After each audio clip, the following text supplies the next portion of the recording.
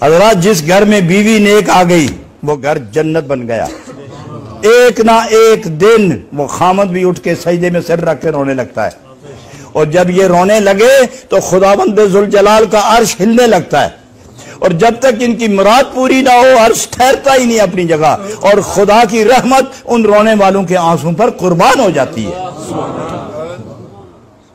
यही तो जनाब रूमी कहते हैं, वो आंसू कहां छोड़े आपने, वो अल्लाह के लिए क्यों वो नहीं बरसते। ए आंखों, अब गुस्ल क्यों नहीं करती तुम? वो फरमाते ना, आंखों गुस्ल क्यों नहीं करती?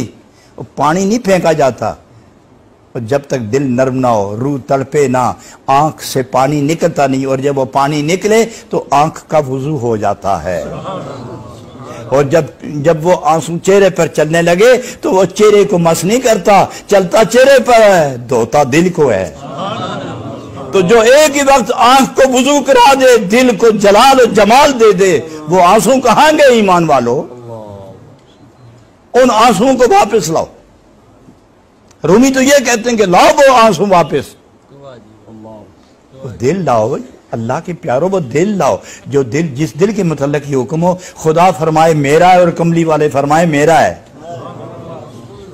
खुदा का नूर बोले मेरा ठिकाना है, और कमली वाले का जमाल कहेगी तो मेरा मरकज है।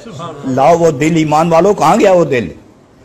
उस दिल वाला एक बंदा भी पूरी मिल्लत के अंदर मौजूद हो, नूर की बरसात होती रहती है।